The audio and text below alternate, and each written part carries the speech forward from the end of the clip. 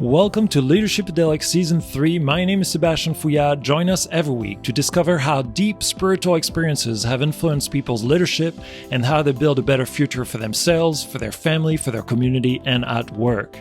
We cover a variety of topics from yoga to mindfulness, meditation, prayer, creativity, brain mapping, alternative medicine such as psychedelics, and so much more. By learning from these experiences, we can raise our understanding of leadership and build a better future together. If you're a returning listener, thank you so much for your support. It means the world to me. And if you have time, please leave a review on Apple Podcast or share this with a friend. Thank you and enjoy the program. This week, meet the founder of High Priestess Healing, Jessica Posillico. Find out how, after years dealing with anxiety, this former New York City teacher and corporate worker went all in on her holistic healing business, what it took to listen to that voice inside, answer the calling, and manifest High Priestess Healing. This is a truly inspiring journey. If you've ever wondered about energy healing, card reading, working with your fears and intuition, or what following a calling really entails, don't miss this interview. Jessica shares some amazing lessons from her journey that I'm sure you'll find value in. Enjoy and see you on the other side. Welcome, Jessica, to Leadershipedelics. It's so good to have you here today. I'm so happy to be here. Thank you for letting me pop on. Well, thank you. Thanks for being here and reaching out. How's your day going so far?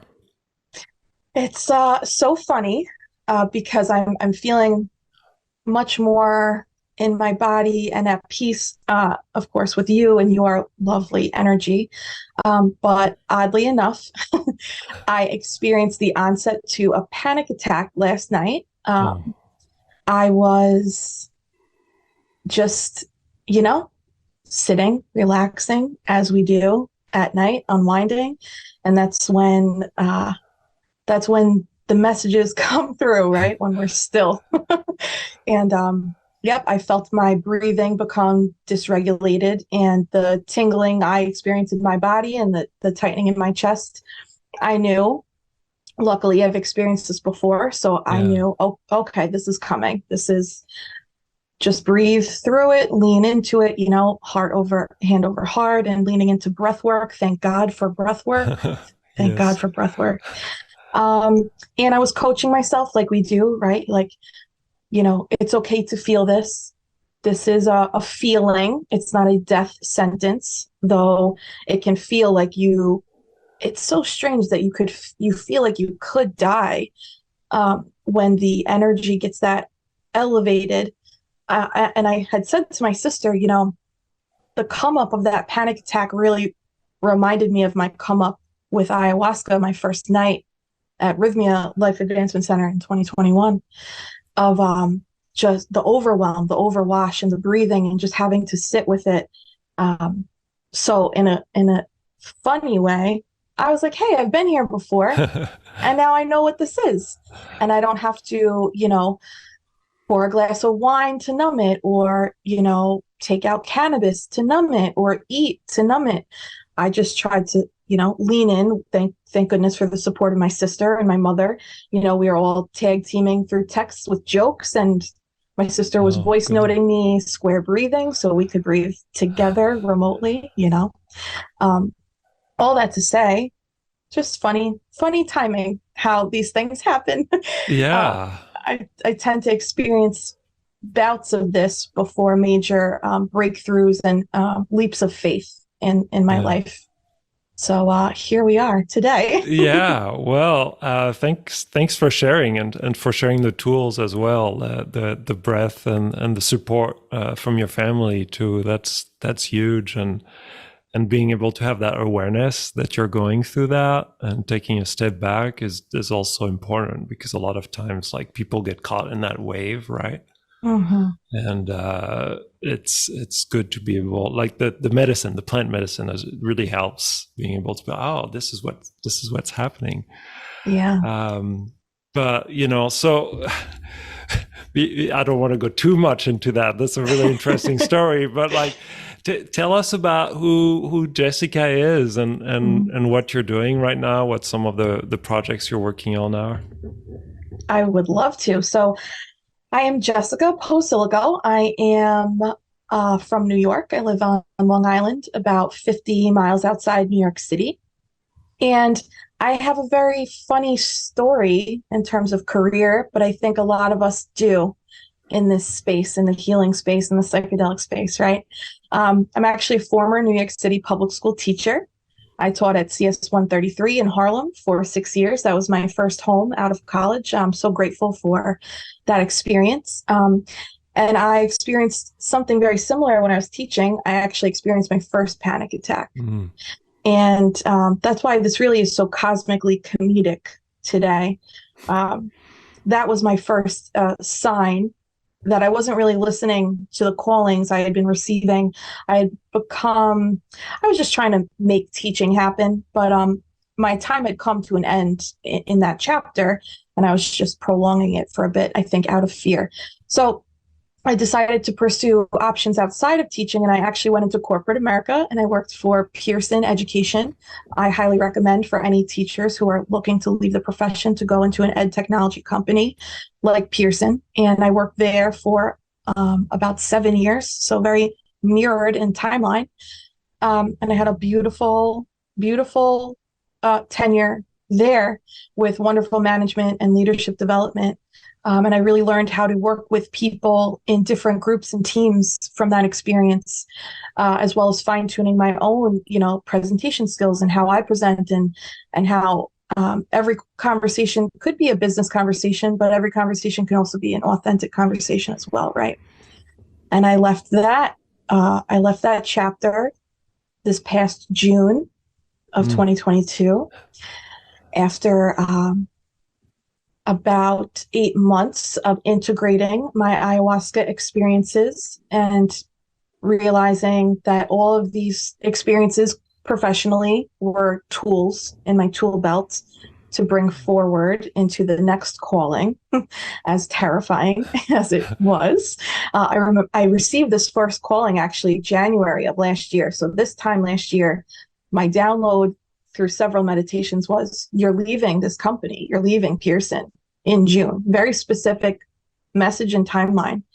And I was like, no, I'm not. I'm absolutely not. I will absolutely not leave a comfortable, cushioned, familiar job for a business that I was creating. It just seemed so irrational and illogical. And, that was fear and ego, right?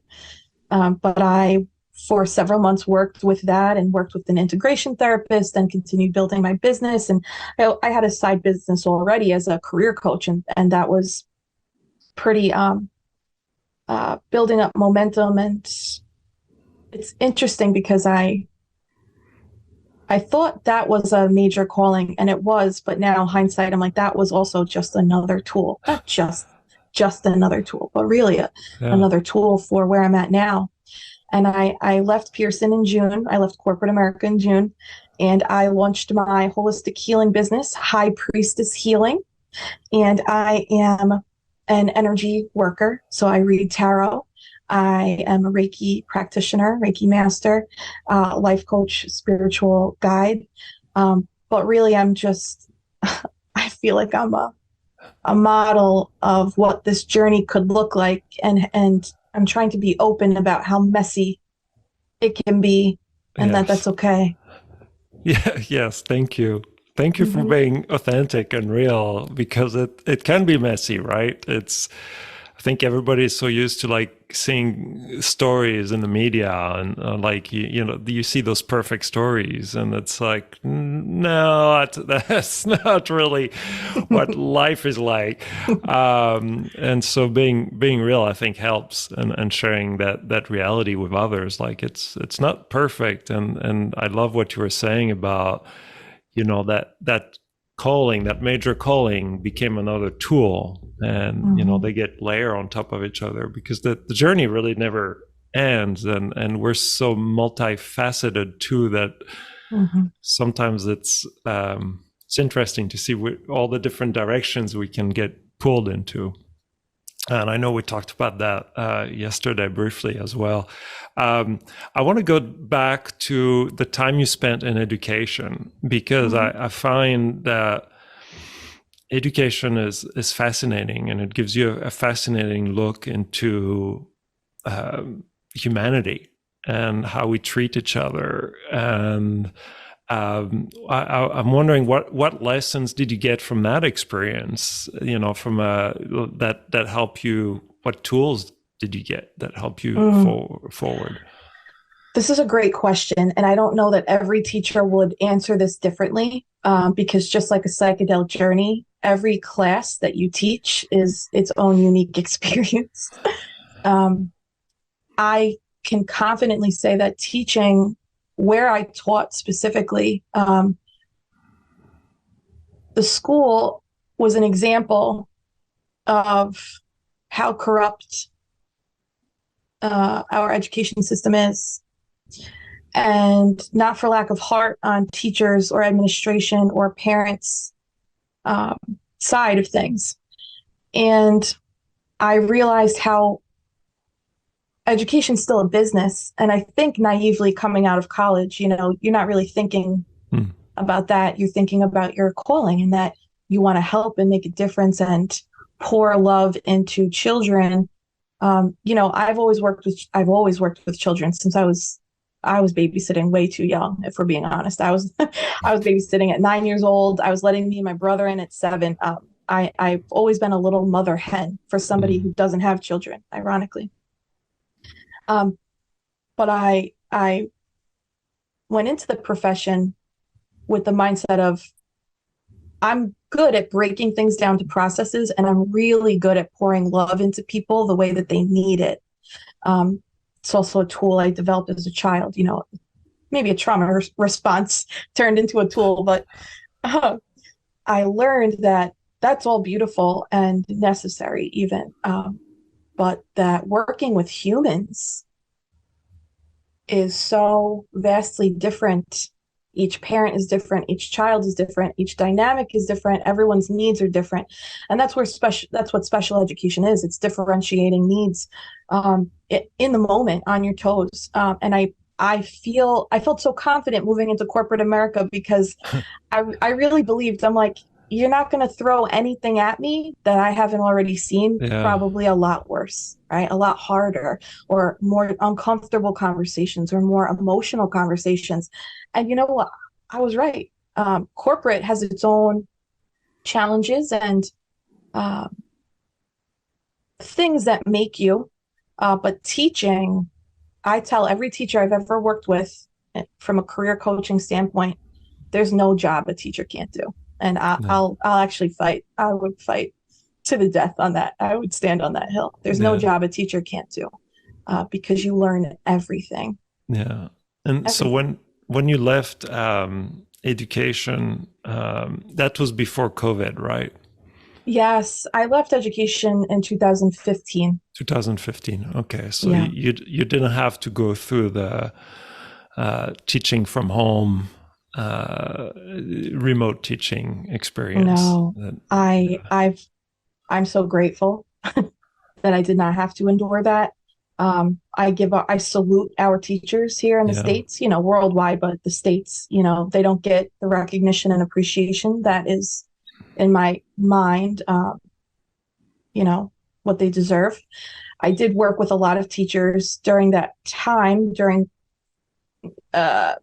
after the peak of COVID, I would say, the fall of 2020 up until last spring. I worked with a lot of teachers in getting them prepared to leave the classroom because of how difficult things have become for them. So that's my extent of working with teachers during COVID. Yeah. No, it was a really challenging time. And I have 3 kids, and just seeing them go through that, and seeing the teachers who went in there to help kids, all with the right intentions, and now they have to do all this remotely with very awkward tools. That must have been like really difficult. So I was curious about that, if that's something you'd experienced, but you left before that. And at that point, so you finished teaching, you went to Pearson. Were you a spiritual person, or did you consider yourself spiritual at that point? Like, where were you on your spiritual journey?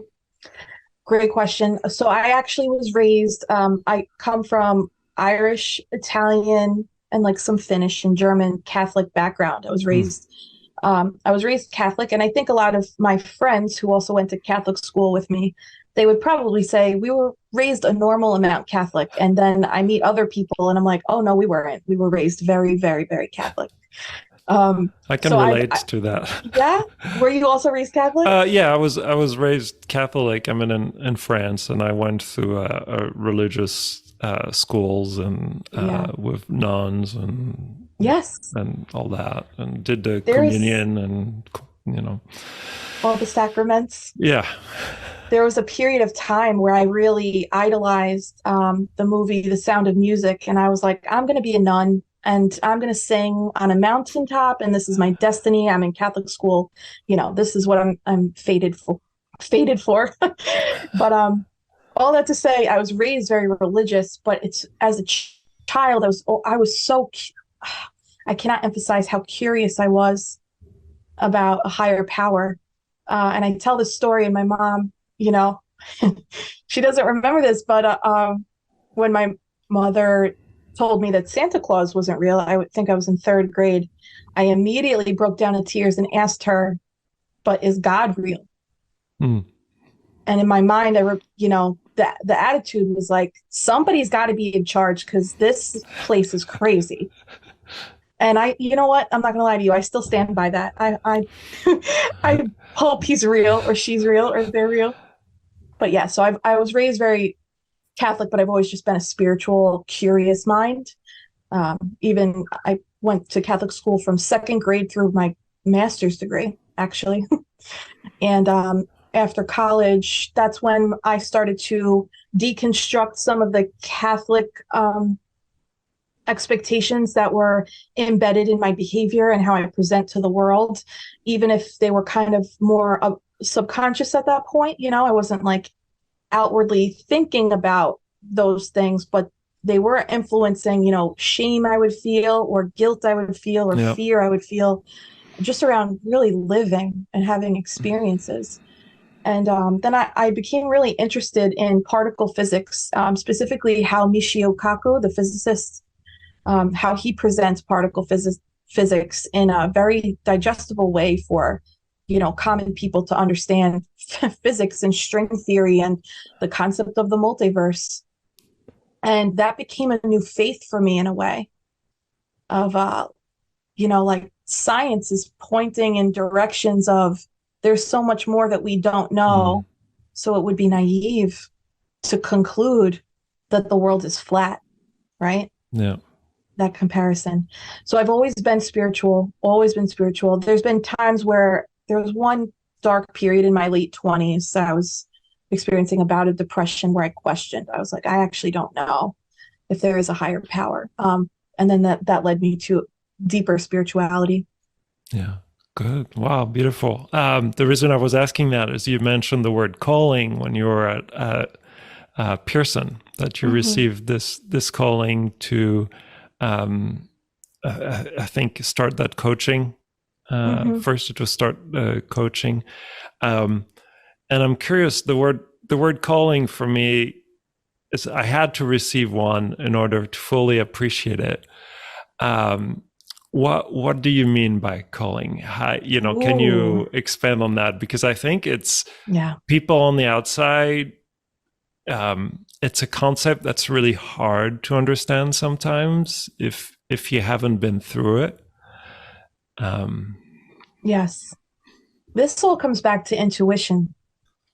And that's my whole business is built around our inner knowing and our inner high priestess or high priest.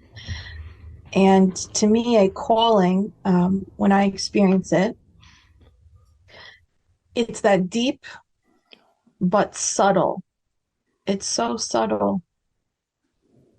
That deep voice that's quick even at times of go to that, or sometimes it's a ping where I'll see something or read about something and the ping, it's not words, it's just the confirmation. and this is for me, and I think maybe I would imagine we all experience it differently. But each time I've experienced this type of big calling, these big pings, they always start very subtle and they'll slowly get louder, but they'll get louder. They'll get louder in the confirmations, the signs I see, the signs I pay attention to, the things that mean something to me. So, can I give an example just so people have it tangible? Yeah. When I was applying for jobs to leave teaching, I was applying to anything education related, coaching teachers, taking corporate roles to teach and train learning and development. And I knew, even when I was sending those out, those resumes and applications, I was like, this isn't it. And I would send it out anyway with the mindset of keep that aligned action going. Don't lose your momentum, because then you'll just stay stuck. And this works for me. And I got the confirmation when I was offered the job from Pearson. The day I received the offer was the day of my late grandmother's birthday, who was the teacher in the family. And not just the teacher of our family, but she was a renowned teacher in her school district in Deer Park here on Long Island. And I remember when that came in, that was such a profound moment for me to connect now. That's the confirmation. And I could look back and say, see, all those little pings, all those little nudges, that's your intuition. Follow that, follow that, follow that, even when everyone's like, what do you mean you're leaving teaching? What do you mean you're giving up your summer and your pension? I was like, guys, I'm going to lose that if I stay. Like, I'm losing my mind here, you know? So I think everyone's calling, and your inner voice, that intuition, it probably resonates different for everyone. I think some people are more sentient in it. I lean more claircognizant. I receive immediate, an immediate download, an immediate idea, an immediate ping, confirmation, boom, yes. But that's for me. And then I'll see confirmation outside of me when I ask for it. And that has been my process in trusting and following, even when it seems like I look crazy. And I'm trying to accept that and allow myself to look crazy, because I'm like, one day this is going to be a really great tell-all. Oh, that's okay. I think there's a song about crazy. There's several songs about crazy. We're all a little bit crazy. Is that the seal? It's more fun that way. Have you ever tried to ignore a calling, or and where did that get you? This is a fun one. So it's interesting. I've talked about this in therapy, how my callings, when it comes to career and my stability and my personal development, it's much easier for me to hear them and to honor them and to confidently move forward with faith in myself and faith that this is something bigger than me. Where I have in the past gotten very tripped up in listening to my callings has been in emotional ties and relationships with friends and romantic partners. And I'm going to use dating as an example. I think that's probably most relatable. But I had a cycle of choosing the same kind of partner over and over again that was not good for me. Not that they aren't fine people, but the chemistry ended up becoming a toxic effect on me. And I kept doing it. And I noticed the pattern in my 20s, in my mid to late 20s. I noticed, I'm like, why does this keep happening? Even when it's a person that looks completely different from the last person and they live a completely different lifestyle. What is this pattern though? Like I couldn't break it, but I could see it. Yeah. And I would stay often too long. And I knew it was too long because I'd get the ping to leave, or I'd get the ping, this is uh, bordering abusive or bordering toxic, or now we've jumped the line. Now this is abusive. Now this, this is toxic. This is unhealthy for you. And I would ignore, and in my mind, I would reason with myself. And this is how I know now, right? When your mind comes in and is like, give this person a chance. Maybe they're going through X, Y, and Z, or like throw this person a bone, or maybe you should have responded X, Y. This the heavy rationalizing only to be met with more contention. That to me is also a calling. That is still the same energy, in my opinion, but now instead of from the inside, it's from the outside, and it's showing you, hey, you're not listening, so I'm going to put up a wall. But I operated very heavily in masculine energy for the majority of my life until recently. So I would, like a bull, just go right up against that wall again and again. Like, I'm strong enough. I can defeat this. I can get through. I can crack this person. I can heal this person. I can help this situation. But no, you can't when it's not right for you. Yeah. No, you can't. Yeah. Does that make sense? No, it does. It does. No, I really appreciate all the examples as well, because I think callings and trusting your instinct and understanding what a calling is and how to follow them, when to follow them, and what happens if you don't follow them. Like, it's the art of living, and it took me a while to get there, and I'm still working with it. Now, can I ask you a question? Yes, sure. Do you experience any similar, like I call them turnarounds, when you're going up against that wall? Have you ever noticed, those obstacles where you're like, do I hop over this, or is this a redirect? Yeah, I mean, I think it's like, do I hop? I don't know if I think about hopping. It's like, do I keep pushing in that direction, or do I redirect myself somewhere else? I think I experienced that. I still experience that. I mean, I'm experiencing it right now, because there's so many directions I believe you can go as a person. Like, we talked about before the podcast yesterday about the multi-dimensional authenticities, but all the facets that we have. So, you might have a calling in that direction, but I also believe there's probably a lot of other callings in other directions. And so sometimes, like, if you hit the wall right here, is it an opportunity to honor maybe other callings or other directions, and not being so hard on yourself and set on that path? I think a lot of it is intuition again, and the ability to meditate on it and think about it. And I used to dramatize those a lot more than I do now. Now I kind of respect how things unfold. I also respect that sometimes you have to push harder, but sometimes maybe if you push too hard, well, maybe you're pushing too hard.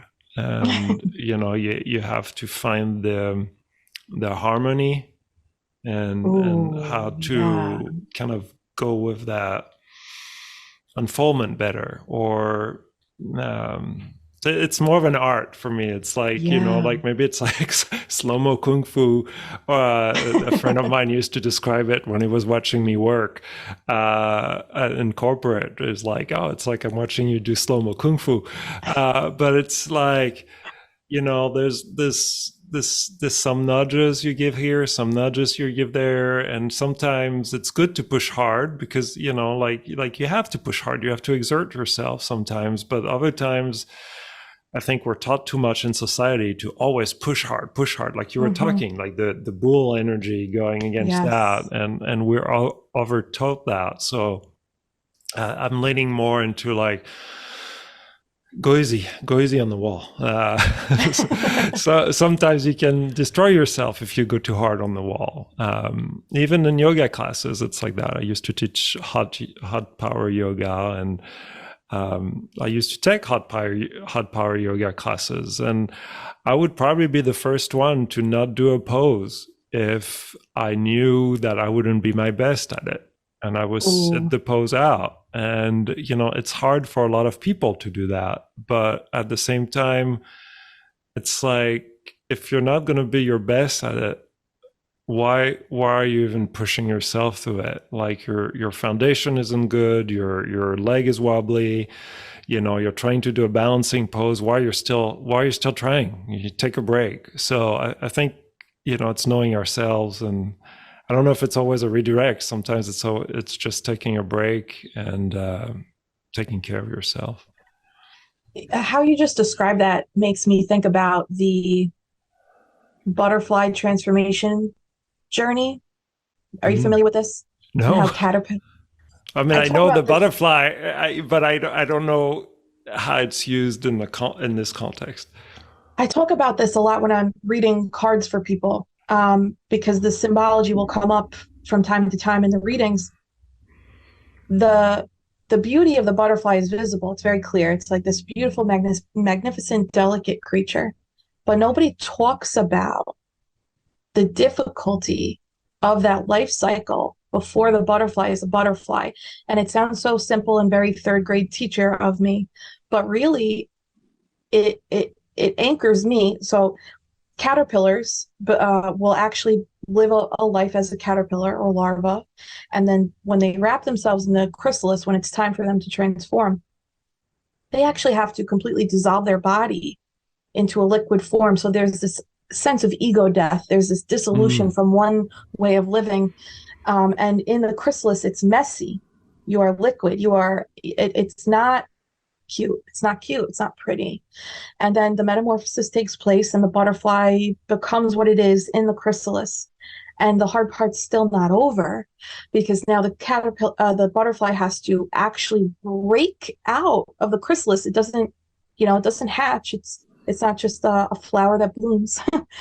And this is like intelligent design to me, in the sense that the butterfly actually has to fail over and over and over again to build the wing strength, so that when it finally does break out, it can fly.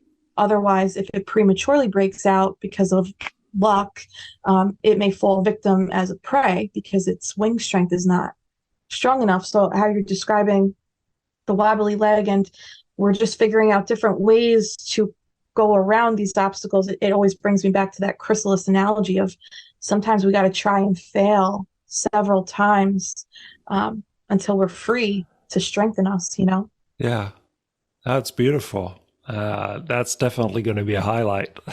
For, I love it, and especially the chrysalis stage when it's all gooey and all that. Like, Mm-hmm. yeah. And the ego death you brought in there, that's wonderful. Talking about the ego death, let's get to your first ayahuasca experience. I believe Mm. that was the first one in Rhythmia in 2021. Yes. That was another calling. That was a fever. That was like a feverish calling. A friend of mine had told me that a friend of hers just came back from a ceremony in Central America. Uh, and she said the word ayahuasca, and I knew I had heard it before and paid it no mind. At that point, I was microdosing psilocybin for anxiety, and I could not get enough information. I stopped her in the conversation. I was like, "What did she drink? Where did she go do this?" And I remember asking her, I was like, "Penny, did she have an ego death?" Like, I knew I had read about this when I was researching LSD the year before.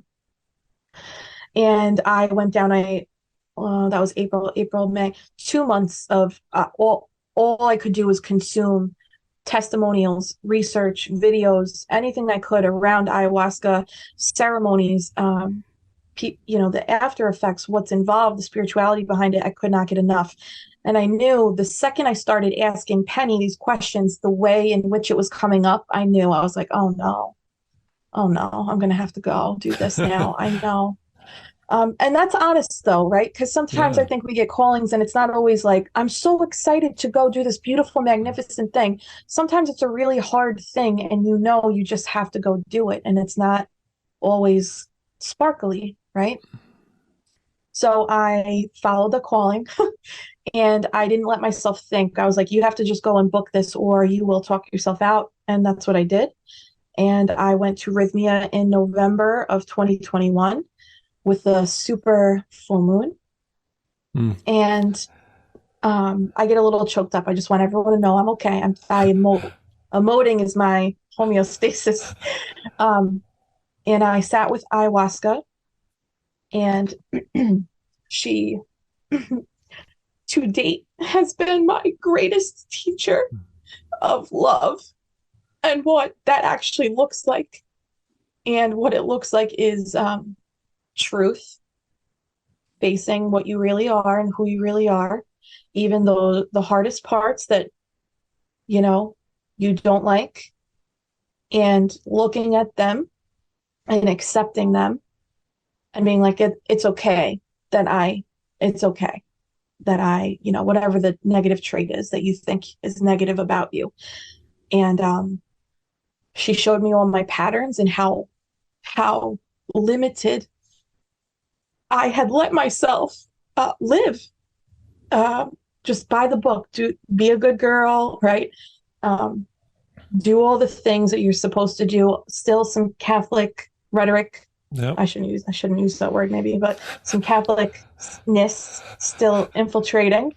Um, and I was able to sit with all of that very, very, very uncomfortably.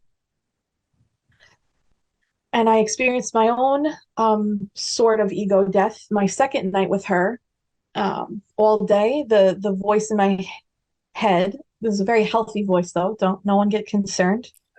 The voice in my head all day after that first ceremony was, you're going to be okay, and you're going to experience something very hard tonight all day. She said at one point, you'll die tonight, you will experience this ego death tonight. And I was like, this is what I came here for, right? I'm not going to come to Rhythmia or Costa Rica and not go all in. And that second night, that was spirit, that was my soul, that was my spirit, because the level of calm that I had was so vastly different from the night before. And the night before I was spiraling out of fear, and yet I didn't have any major hallucinations. It was all cerebral.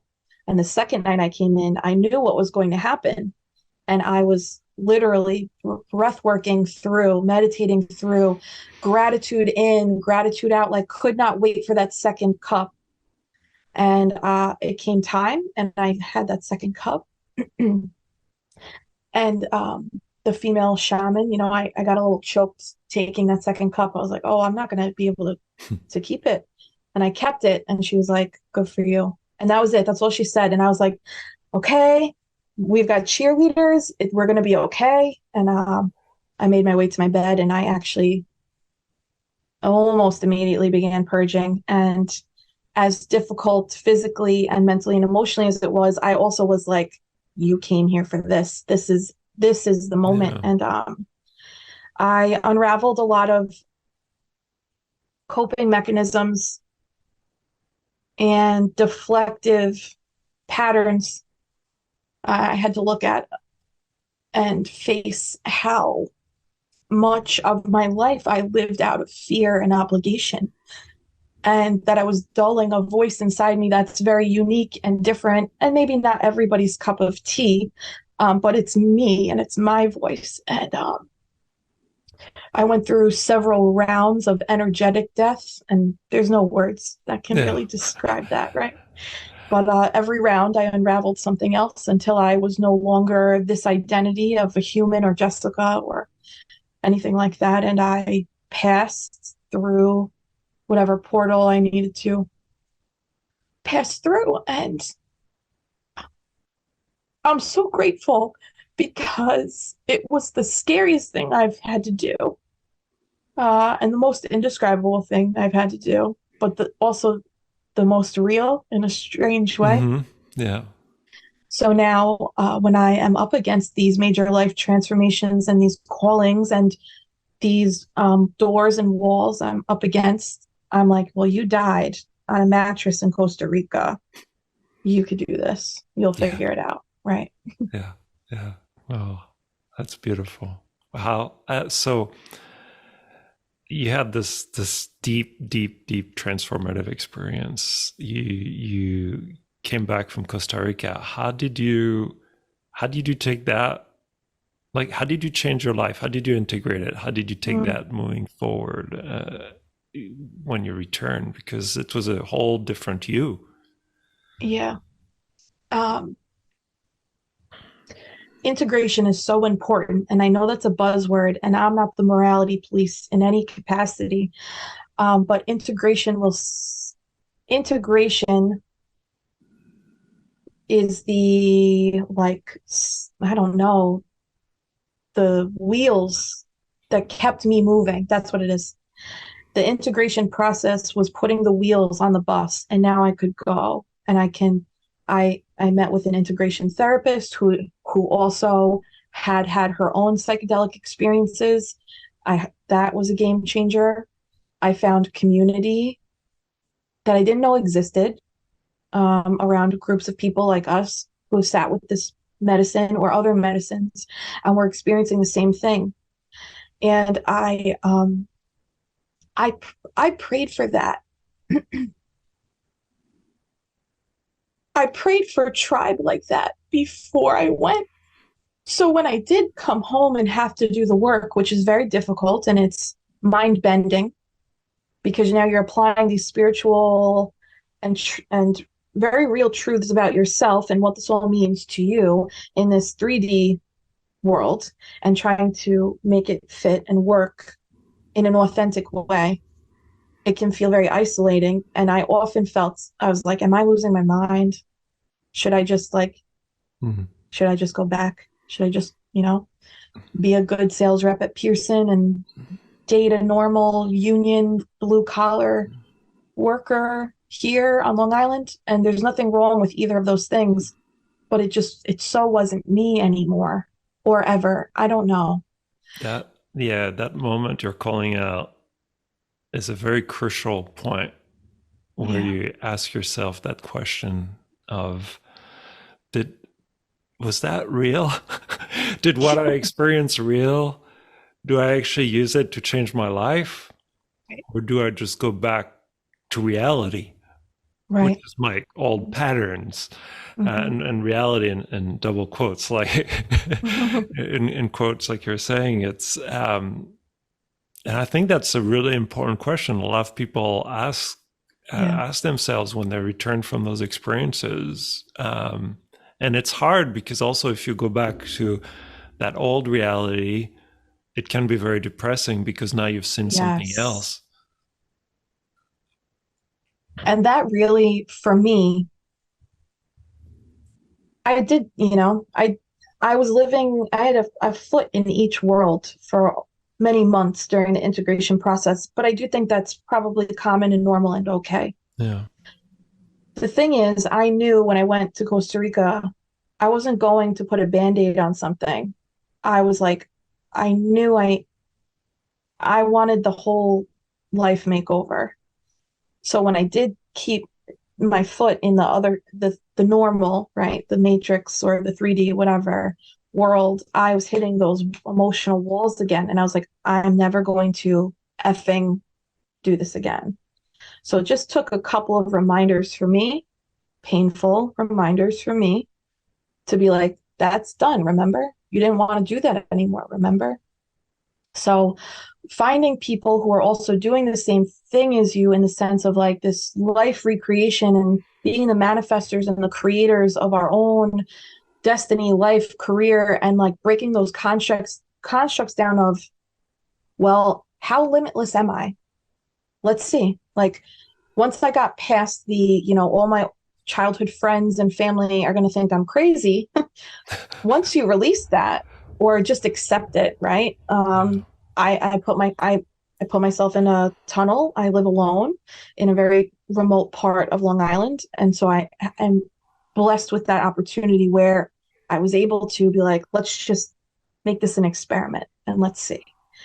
And I'm in it right now. We're watching it live. It's still it's still an experiment, but the integration and the community and the support, along with daily practices. and everyone's is going to look different. But every day I have to sit and channel, and I have to write out what I'm being given. And then I have to read it to myself every day. Every day I have to. That consistency allowed for me to create this baby, High Priestess Healing, which is something that was in me, and now it's a 3D experience out in the world. And I know from signs and confirmation that, and feeling, right, my emotional intuition, that this is the path for me now. But like we talked about, there's so many doors. I'm just trying to be open to, all right, when another door opens, maybe go with the flow there and don't resist so much. Mm, beautiful. So you created High Priestess Healing as a result of your ayahuasca experience? Yeah, on the mat. I'd been getting signs. I'd always been curious about Reiki, and I'm a very affectionate person. I'm the hugger. I have anxious attachment. I'm a very touchy-feely person. But in all seriousness, I've always known that like my presence and my touch, there is something to it. People always leave me feeling better. And the call for Reiki came, and I ignored her. And on the mat in Costa Rica, that came up of like, you're ignoring something again. So I started actually with Reiki, and that,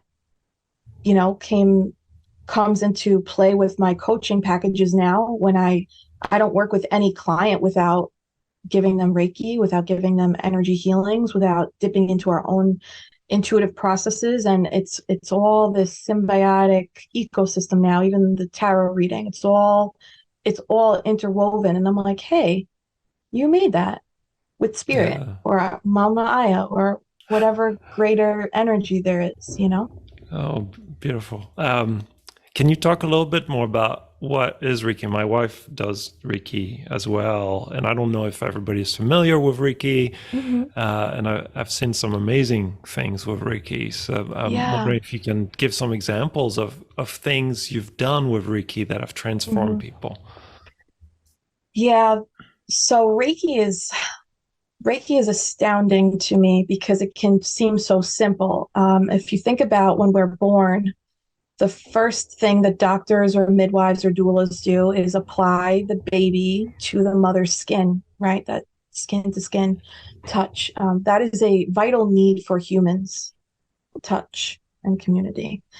And I think as adults, we do lose a little bit of sight of that, right? And, we ask for affection and consent, and that's wonderful. But so many people have energetic blockages in our energy centers, right? So we have our crown chakra, our third eye chakra, our throat chakra, heart chakra, solar plexus sacral, and our root chakra. So right down the center of our bodies are these energy centers. And for anyone who leans science, the synonym is, it's where the hormones are stored in that part of the body. There's a big chemistry hub in that part of the body. So tomato, tomato, right?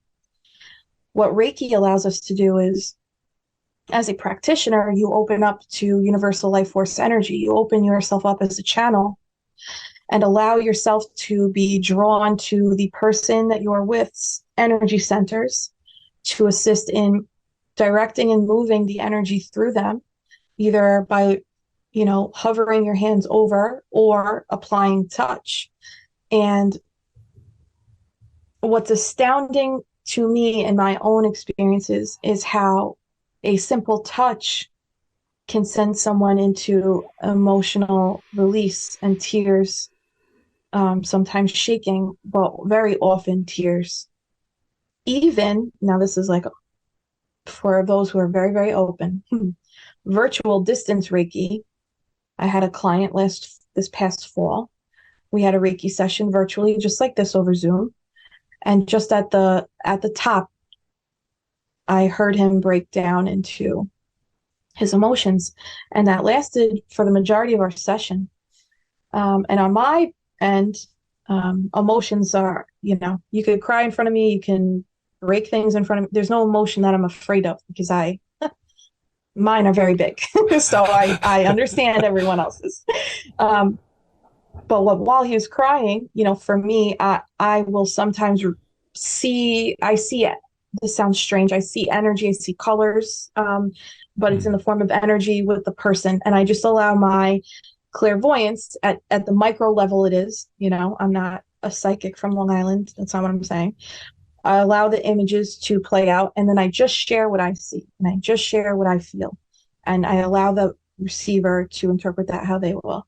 And that exchange in that session was a profound turning point for that person who is now, I'm not going to share his story, but he came to me hurting and in a messy emotional situation with others. And he's now changed how he's interacting with all parties involved. And he's on the brink of this major breakthrough. And that's not because of me, though. That's because he is seeking these healing opportunities to go within and heal. I think we heal ourselves even when we sit with healers, Yeah. Wow.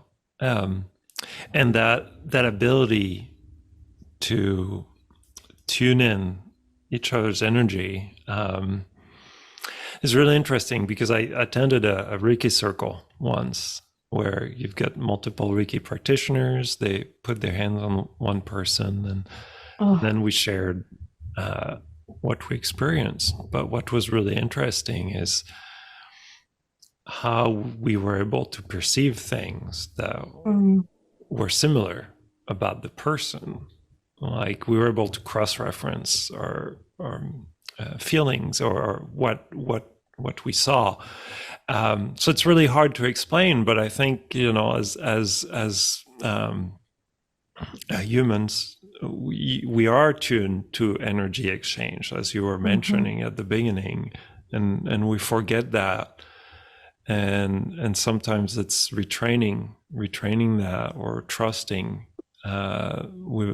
Sometimes we also put a lot of judgment, and a lot of the programming we've had kind of masks all those things. But it's like going back to the baseline of like, wow, oh yes, I'm feeling this. This is real about this person. I found Reiki energy healing fascinating, and it's one thing that my wife learned, and seeing her do that was just like, it's like, wow, this is nice. I never learned it, but I participated in a circle, and I was like, oh yeah, I can feel this and that.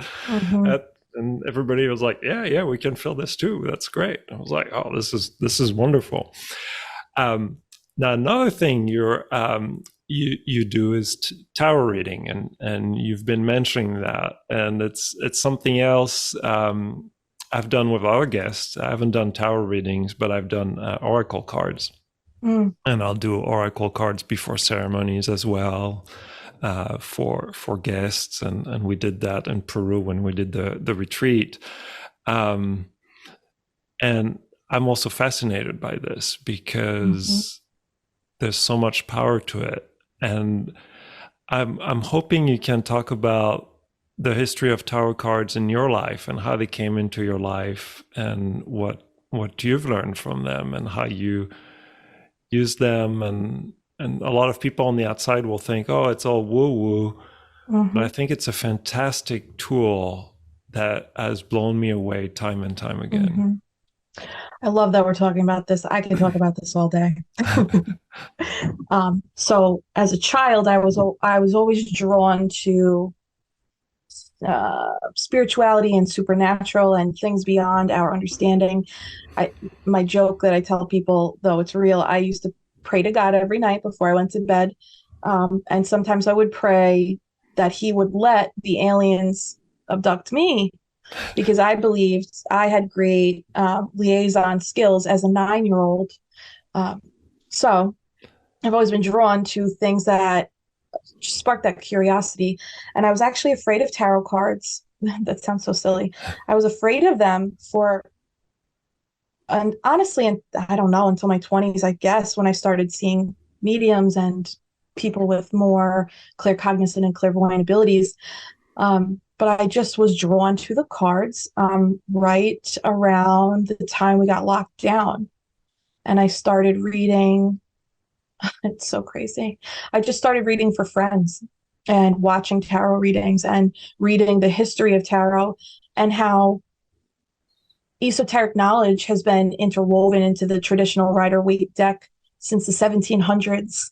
And there's so much ancient spiritual wisdom embedded in symbology in the cards that it feels, all religions to me feel very like, okay, we're all funneling to the same thing. Like, let's see what different flares and bells we have, right, along the path.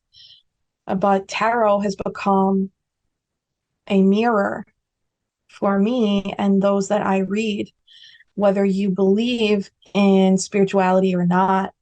I think we can all agree that the psyche is very real, and the psyche is what holds our psychic abilities and our intuitive abilities. So to me, it's very overlapped. But for those who believe, it holds up a mirror of this is coming up in your energy. What does that mean to you? Where in your life are you seeing this? How does this feel when this card comes out with this meaning? What images and symbols strike you? It's all about you. The magic isn't in the cards. The magic has always been in us. Yeah. And for those who don't buy into the woo, that's okay. I know I lean like Wu-Tang Clan. I'm all the way in. But even if you don't, I encourage everyone, give it a shot in terms of personal development. Like, let's practice listening to our intuition, but maybe also our triggers. When that devil card comes up, what do you feel? What do you think? And that alone is showing you it did something. If you have some kind of reaction, you're having a reaction. Yeah. Even if the reaction is no reaction, I always say, go into that too. Yeah. Oh, so well said. I mean, there's such fantastic tools of reflection, like you're saying. And I got to say, sometimes I've done Flute Fridays where sometimes I have nothing to say. And so I'll just pull a card and, I'll pull a card and I'll reflect on it. And I was like, oh, wow, like this was a good one. Like this was very appropriate for the moment and how I felt. And it gave me a tool to actually just go deeper on how I felt about this, which normally maybe wouldn't have come across otherwise. And so we've been using this in ceremonies when we do ceremonies in Peru. Before the ceremonies, every time I'll draw cards for people, I do ask them whether or not they want me to draw a card, because it can influence their ceremony. Yes. And it will, and it has. But it's just amazing the patterns that also recurring cards that you get if you do 3 nights of ayahuasca over a week. They'll have the same card come up, or similar cards, similar message. Some of them will get tied to the visions they had before. I mean, it's pretty amazing. So I stopped. My background is engineering, so I used to question everything.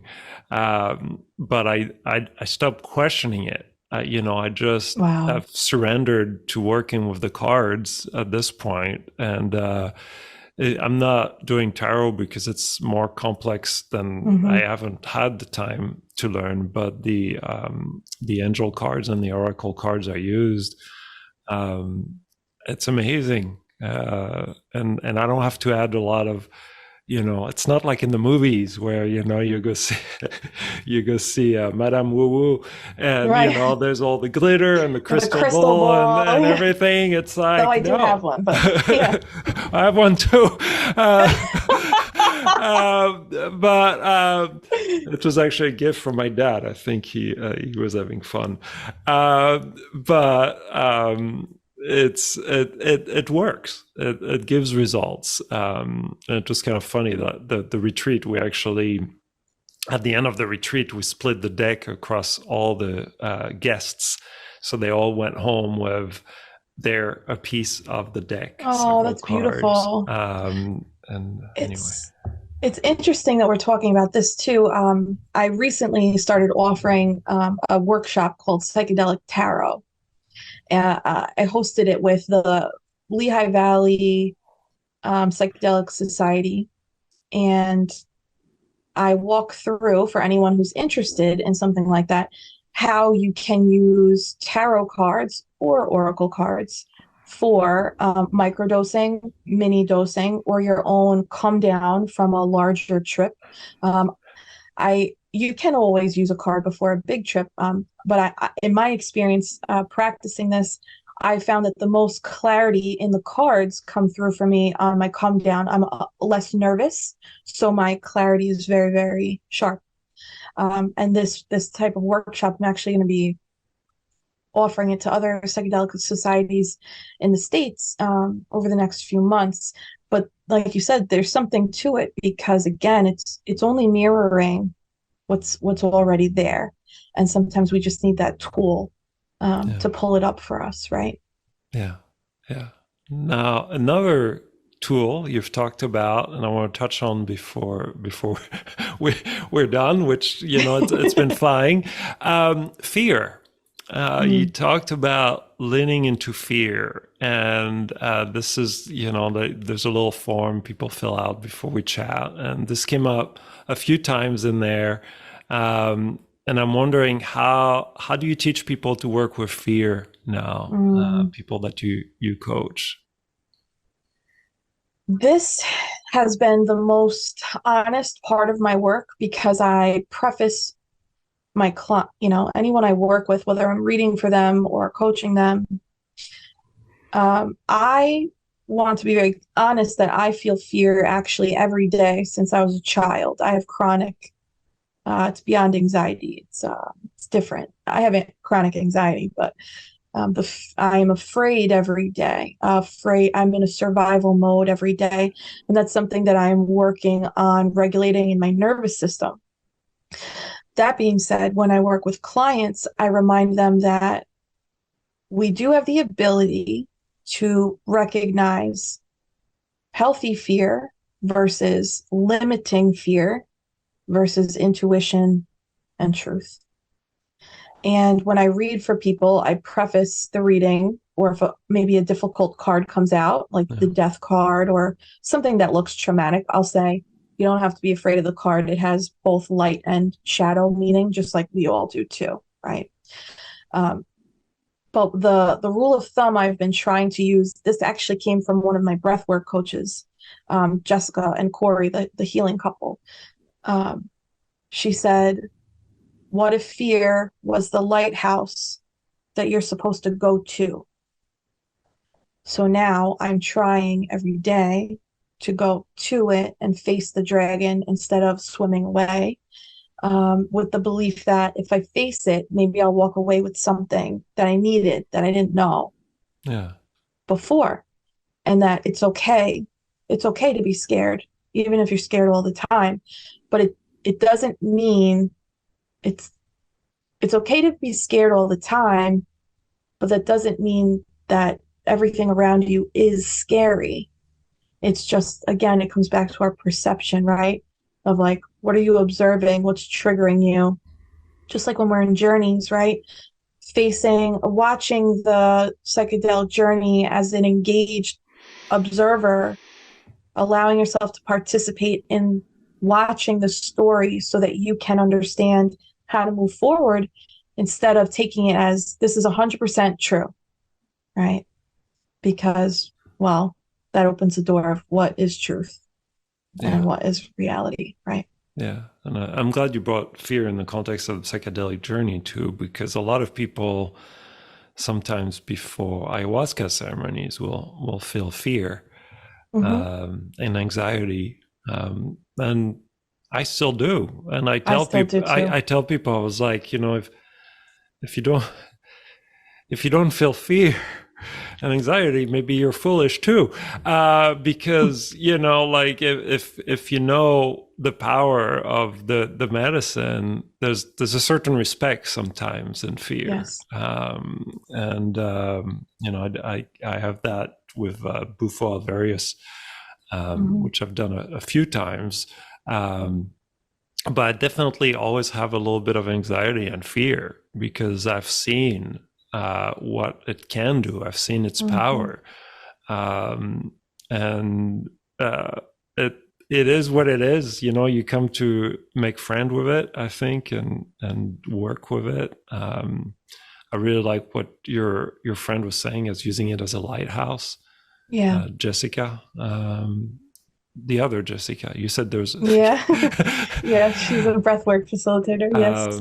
and yeah, I think a lot of time we see fear as a bad thing, and being able to work with it is a huge thing. And still today, sometimes I get caught in my fears, and it's like, no, like, where's this coming from? You know, how do you work with it? How do you push through it? It kind of goes back to our conversation too, or like pushing against the wall or going over it, working with fear. I used to pray, even recently. I recently prayed this, please take my fear. I prayed to ayahuasca, please take my fear. I've prayed recently, please take my fear on this entrepreneurial journey. You know, I'm invested in myself, and that's not common. And, you know, it can be considered going against the grain a little bit, you know, less conventional. And I'm recently under the understanding that no, that's not supposed to go away. You're supposed to feel that. And I think last night, that anxiety and that panic was a reminder, you're supposed to feel this so that you know your ego is being rattled right now. And for me, that's the lighthouse. That's me getting closer to the lighthouse. When that ego starts to shake and try to turn you around, it's a reminder of like, keep going that way. That's the right way. On the other side, there's a gem. You just gotta go with the fear, you know? Yeah. Yeah, that's interesting. On the other side, there's a gem, while at the same time, it's about the journey. And it's like, you are the gem. You could balance that with like, the gem is already around you. On the other side, there's the gem. There's a certain, it's interesting, because I do see the pushing, the gem on the other side, the layers we have within, the unwrapping those layers and the beauty we have, but the fact that we're also already there at the same time. This is another journey here. We could go deep. I'm like, I don't want to open that kind of worm right now. For our next one. For our next one.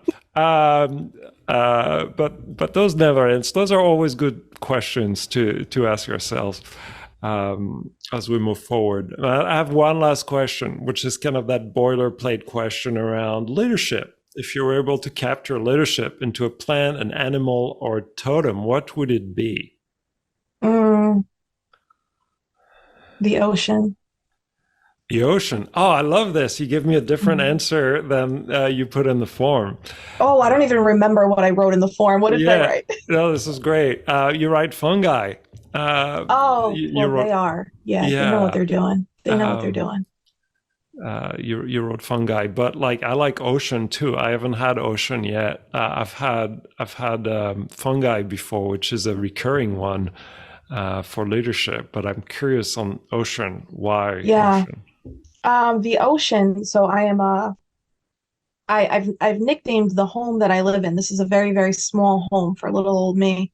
I've nicknamed her Mermaid Manor. I live not too far from the Atlantic Ocean over here, and if we observe her, the ocean, she shows up authentic every minute of every day with no regard of who is there to watch her or not.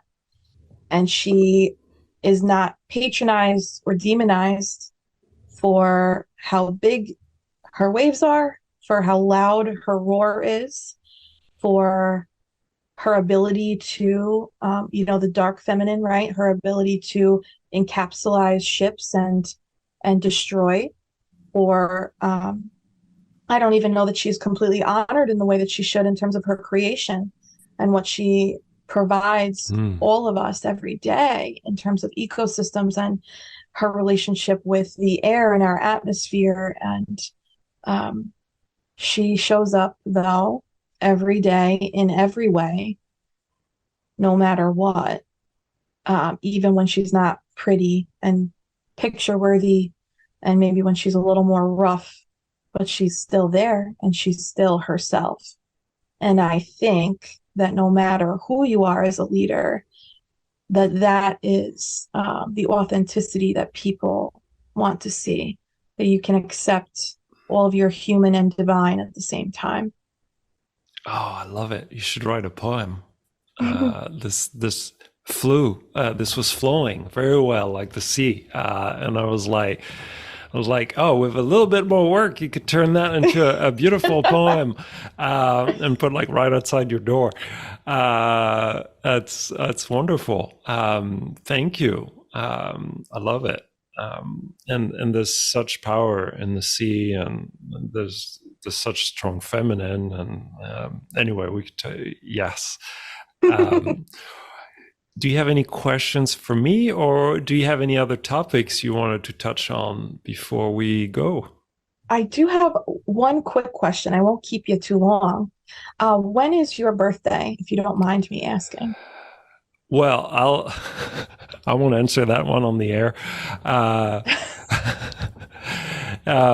It's in September.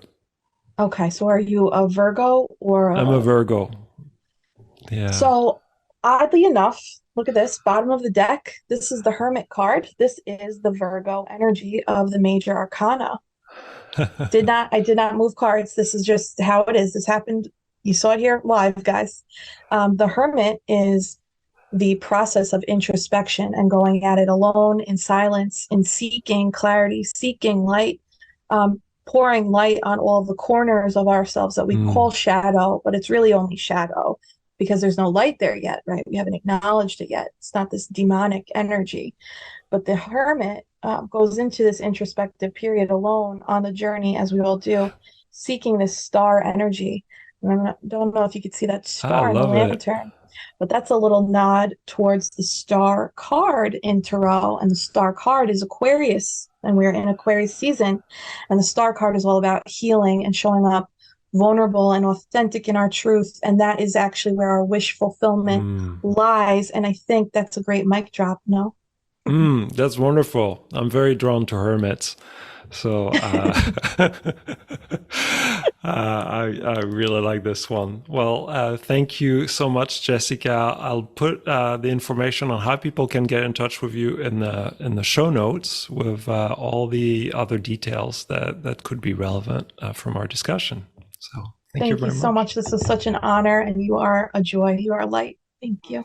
Oh, thank you. It was a pleasure. Thanks for listening. If you like the show, please subscribe to it on Apple Podcasts. Follow me on Instagram at leadershipadelics, or stop by my website and say hi at fouillade.com. That's F-O-O-Y-A-D. There's a lot going on, and I'd love to hear from you all, the listeners that tune in every week. And if you have suggestions for future guests, don't hesitate to reach out. I'm there, and I'd love to get more guests on the show.